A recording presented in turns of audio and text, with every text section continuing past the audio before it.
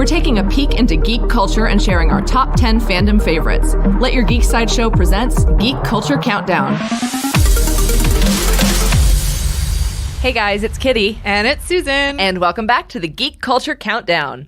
So, in honor of the most wonderful time of the year, this week we're making a list of the top 10 holiday movies. I was going to start singing. Yeah, I almost did too. I was like, it's the most wonderful time of the year. And then we're making a list, and it's going to be good, I hope. that's the new version of the song. Mm-hmm. So the holidays are a time for family, food, and fun. So each of these 10 films on our list capture the spirit of the season in their own unique way, whether with comedy, action, or sincerity. You know, good old sincerity, tugging at the heartstrings. From Gifts Gone Wrong to Saving Santa Claus himself, these movies are reliable favorites to watch every winter.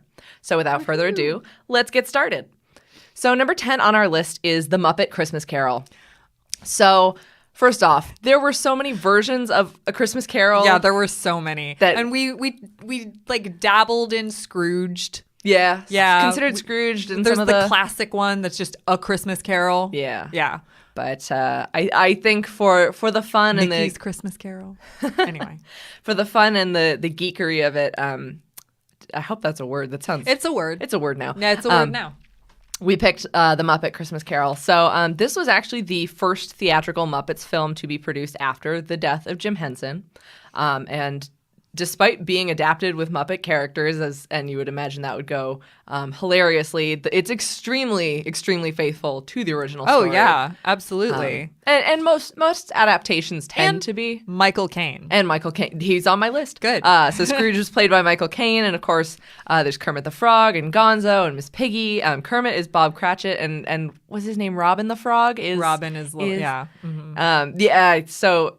I mean, I still, by the way, this is my family tradition is to watch this movie every Christmas really? Eve. We come home from Christmas Eve dinner and watch this. And so me and my siblings, we know every single word, and we actually have different parts that we sing. Like I'm the ghost of Christmas present, in the whole thing. So I get to sing, it's in the singing of the street corner choir. It's going home and getting warm by the fire. I know all the words to all the songs. So yeah. Yeah, and I was going to say, I think this one also just edges out the other choices and contenders for the Christmas Carol adaptation to put on this list because of all the music. Yeah, it was so good. I bet you guys weren't expecting an impromptu musical during this podcast. I mean, I don't think there's not too many other songs. Many others. However, we might splice in some Muppet Christmas Carol songs. Who knows? Because I know every single word to all of them. Only if we can get the rights. Yeah. Oh, that's true. Did I sing too many bars? Well, we'll find out. All right. So Let's see if this gets flagged. Please don't flag us. Number 10 on our list is The Muppet Christmas Carol. Okay, number 9 on this list is kind of a controversial pick because some people adamantly say this is not a Christmas movie. However, enough people in the office were pretty... and then enough people in the office and the two people in this room agree that Die Hard is absolutely a Christmas movie. He wears a Santa hat, you guys. Ho, ho, ho. Ho, ho, ho. It's a Christmas movie. So... yes, Die Hard, it's actually celebrating its 30th anniversary this year. Ooh. It's from 1988, which, by the way, thank you for making me feel old. But, oh my gosh, Die Hard follows the John McClane as he is trapped. John McClane? There is only one John McClane. The John McClane. The John McClane. That was an accident, but now it's a thing. The John McClane, as he's trapped in a Los Angeles skyscraper, which I know that you know. I was because you're looking at me because you know all of this. I know all of this from Brooklyn Nine-Nine. So he's caught in a Los Angeles skyscraper during Christmas Eve, but because there's a heist led by Hans Gruber, played by the late great Alan Rickman. It has such an awesome cast, such an awesome premise, and it does take place on Christmas Eve, you guys. So it is a Christmas movie. We have a very low criteria for what constitutes a holiday film. No, I'm kidding. No, I totally agree. The only argument against it is that it was released in July, so therefore it was a summer blockbuster, technically. We've got another movie that kind of toes the line on this list, and you guys will have to keep listening to find out what it is. All right. But number 9 was Die Hard. so good. So number 8 on our list is It's a Wonderful Life. So remember when I was talking about some of the sincere films instead of the action films and Muppet films. And Muppet films. No, so this is regarded as a classic Christmas film, and it's actually often cited by the American Film Institute as one of the greatest films ever made. Despite when it was originally released, it performed extremely poorly at the box office. And I feel like a lot of the films that we've talked about in previous podcasts that are regarded now as classics, they kind of were flopped. Yeah. No, I don't want to interrupt your notes, but I know like one crazy cool thing about this is that the bridge sequence in It's a Wonderful Life, apparently it was like actually something like 85 degrees when they had to film that. And so the like sweat that you see on his face is like real sweat from Jimmy Stewart because he's wearing like 3 coats. It had to look like it was winter, but it was actually like 85 degrees. Plus he's in like 3 layers of coats. So it worked for the character because it's supposed to be like this really, really intense sequence, you know, deciding his fate and everything. But 85 it was degrees. also like massively uncomfortable for him to have to film. Merry Christmas. I know. And so this film is based on the short story The Greatest Gift, and as many of you I'm sure already know, it tells the story of a man who learns how his life or how his community would have been differently affected if he had never been born. And I think that's a classic story, but an idea that a lot of other pieces of media like to visit and either homage or even Christmas Carol has that like the Ghost of Christmas Future is like if you died right now, like what people would think of you. Yeah. So, and since its release, it's been remade and referenced in countless other works of media. So it is very much a classic, despite what people might have thought when it first opened. So that is It's a Wonderful Life is number 8 on our list. Now, going back to the lighter side of Christmas, number 7 is National Lampoon's Christmas Vacation. This follows the antics of the Griswold family as they try and navigate Christmas through their very eccentric extended family. But you do have the classic, 4 Griswolds, Chevy Chase and Beverly D'Angelo star, as well as Randy Quaid playing the aforementioned eccentric cousin. Mostly, I just remember the Christmas tree scene, like how it's just way too big. And another thing that a lot of these tend to have thematically is like the idea of like the family struggle with like the job versus the family life. And National Lampoon's Christmas Vacation also has that, where he doesn't think he's getting a bonus and how that affects the whole family financially. And anyway, mostly I just remember like, whatever, Russ. Like he says that all the time, and whatever, Russ. And I had a friend in high school named Russ, so we would always be like, whatever, Russ. Aww. But number 7 on our list is National Lampoon's Christmas Vacation. So number 6 on our list is the other film that arguably toes the line between different genres and different times of the year in which it is applicable. Gremlins is number 6 on our list. This is a comedy horror film that usually does appear more on Halloween lists, but it is set at Christmas time. It is about basically the reason why you need gift receipts, in my opinion. So after a young man, that is one interpretation of Gremlins. It's a extremely oversimplified interpretation, but after a young man receives a mogwai creature as a pet, things quickly go south because, of course, if you set any rules, of course they're going to be broken by the end of the film. So he is instructed never to expose the mogwai to bright lights because that will incinerate them. You can't let it get wet, and you can't feed it after midnight. And guess what happens? They're so cute. They though, are. With their mogwai. They are so cute, and then they get so scary when they are gremlins. And this film has also inspired a number of other films that deal in the same vein of little tiny creatures that go crazy. But those are arguably not Christmas films. Yeah. So funny story. When I was a kid, we in school, we got to vote on like the Christmas movie that our class got to watch. I know where this is going. Yeah. And so apparently our teacher didn't vet these movies beforehand. So Gremlins was on our Christmas list of movies that we could watch. This was like in 3rd grade or something. Oh no. Right. And so we were like probably a little young for it, but not that young.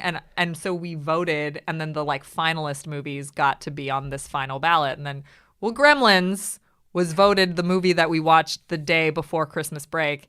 And needless to say, a lot of parents complained about this because it was very scary to a lot of children who were not prepared for what happens if you feed a mogwai after midnight. So I think of it as a Christmas movie because my first viewing of it was with a horrified teacher the day before Christmas break in like 3rd grade. I'm gonna take that and just briefly slip in my own story, not of Gremlins, but of similar school experience in college. I was in a class about dystopian futures, and the day before we went off for Christmas break, the teacher made us watch the Black Mirror Christmas special. Oh my God. And when the lights went back on, he could tell that we were all visibly disturbed, and he was like, all right, have a wonderful Christmas break, everyone. And we were like, that was upsetting. Awesome. But while we're here, speaking of which, I was going to say, I want to take a little time to plug. You guys might notice there's going to be, as we finish off this list, there's going to be a number of missing, like, beloved animated specials and stuff that are shorter, not feature-length films. Yeah, these are definitely feature-length films we put on the list. Yeah, and so we're actually hoping to do a special podcast just for the Sideshow Collectors Facebook group. Exclusive content. So if you want to hear us talk about geeky animated specials or Star Wars live action. Or Star Wars live action. Some of them are, I mean, I guess Rankin and Bass counts as animated. Yeah. Because it's like stop motion. We will be doing a separate exclusive podcast for the Facebook group about these Christmas specials. Specifically. Yep. Yeah, the animated specials. So if you're listening to hear some of those, you might notice they're off the list, but stay tuned because you want to see what our top 5 are going to be. And I think now we have an honorable mention. Yeah, we do. Because this is another one that kind of like, personally, I have a very hard stance on the fact that The Nightmare Before Christmas is a Christmas movie. It's not a Halloween movie because the very beginning opening sequence is the end of Halloween. Mm-hmm. And then the werewolf dude is like, 364 days. So it's like not a Halloween movie. Halloween has just ended. And it is about the Halloween characters embracing Christmas and kind of getting it wrong. But like they actually understand the themes of Christmas better than a lot of other Christmas movies, even on this list. But like that's, to me, if you're talking about a movie that counts as a Christmas movie, you want it to be the spirit of. And Nightmare Before Christmas, to me, is a spirit of Christmas movie. It's Jack Skellington learning that like he can't do Christmas the way Santa Claus can, but he can take home the themes, and that's ultimately what causes him to kind of like embrace his love for Sally and like improve his life in a lot of ways, expand beyond what he knows. So, honorable mention is The Nightmare Before Christmas. Yes. Alrighty. It's another one of mine. All right. Number 5 is a movie that I really love this movie. And I probably love it more than like most people do. I was going to say, I think I've only seen it once and it didn't really stick with me that much. I love this movie. It's The Santa Claus with Tim Allen. I love the idea that like it's a contract and that he like I do appreciate the pun. The Santa Claus. Yes. Yeah. And I love like Bernard the Elf, and I love like the idea that people like just keep thinking that he's going crazy throughout the movie, and because he's trying to get his son back. He's going through divorce. His ex-wife has a new guy, and he's a psychologist who's trying to like logic out Christmas to everyone and doesn't want the kid to grow up believing in things that aren't real. And then of course Santa falls off Scott Calvin's roof, and he accepts the Santa Claus and becomes Santa Claus. And it's just like, to me, it's just so funny. And if you're talking about movies that embrace the spirit of Christmas, when you take a high-powered lawyer and you make him Santa and you make him believe, and you make people who don't believe, isn't that like what that's about? It's about like paying it forward and paying kindness forward, because that's what Christmas is. We're giving each other gifts, and there's no greater gift than the gift of Santa. Yeah, is that? I mean, sure. No, that's not a thing. I mean, it's definitely a step up from the gift of mogwais. Yeah, so. That's true. That's true. Okay, so let's see if we can actually get to the spirit of actual Christmas by the time we get to the top of the list. But number 5 is The Santa Claus. All right, number 4 on our list is A Christmas Story. So this is a beloved comedy Christmas film that was actually also inspired by another book. A couple of these have been inspired by books, but this is inspired by In God We Trust, All Others Pay Cash, which is a hilarious title. And it's presented. I did not know that. Yeah. It's presented as a series of vignettes, and I'm sure everyone knows at least one of the famous like quotes or moments from this film. Like the bunny, the leg lamp. I was gonna say I wrote out some of my favorites. The bunny, the leg lamp, the getting your tongue stuck to the pole, the oh fudge incident. That was particularly funny to me as a child because when I reached the age where I was like, oh, I know what he actually said, I was like, hee hee hee. Oh my god. And then of course, be sure to drink your Ovaltine and you'll shoot your eye out, kid. So this movie is a gift that keeps on giving. It's also on TBS like for a full 24 hours. That was year. Also in my notes. Yeah. Every year, either TNT or TBS will run a 24-hour marathon, which is 12 consecutive viewings of the film on Christmas Eve and Christmas Day. One of the reasons I don't think I've actually ever seen this movie from beginning to end, like sequentially. I'm pretty sure I've seen all of the movie. And you've seen all the vignettes. Yeah, and I know all the little parts, but like, I don't know that I've seen this movie, like I said, sequentially from beginning to end. Yeah. And so I wrote out the name, of course, because all Ralphie wants for Christmas is a Red Ryder carbine action 200-shot range model air rifle. And from that we get, this film that is just so culturally prevalent around the holidays. And it's been adapted into a stage play as well. Play, yeah. So... And I think one of my relatives had the leg lamp at some point, which they sold it on like Think Geek or something like that, like recently. Yeah, for Christmas. Yeah, but so I just think that movie definitely just it's kind of a monolith in terms of Christmas stories. So A Christmas Story is number 4 on our list. Number 3 on our list is Home Alone. I love this movie. Christmas movies are great. Like, this was actually a really hard list to put together. Yeah, and a lot of them involve children in questionable circumstances. Right. Like, we went through this list with some of our colleagues at lunchtime, and they were like, I don't buy that, like, parents would leave their kids home. Well, there's, like, 17 people in the house or something. Like, what is it? There's 20-something people in this house, and you're the only one that has to make trouble. That's what they tell Kevin. I don't remember the number. There's 17 people in this house, and you're the... Isn't that it? Yeah. I'm, like, looking at our producer. But yeah, it stars Catherine O'Hara, Macaulay Culkin, and it's a John Hughes movie. Not to mention we have, oh my God, now I'm forgetting, Joe Pesci and Daniel. Oh my God. I'm the worst. Keep talking. I'll look it up. Yeah, as the wet bandits who are robbing houses on Kevin McAllister's block during Christmas. Daniel Stern. Thank you. I got the first name. I was like, City Slickers. Anyway, but Kevin has to foil them because he's not going to let them into his house. And along the way, he appreciates what it's like to be in a big family. But Buzz, your girlfriend, woof.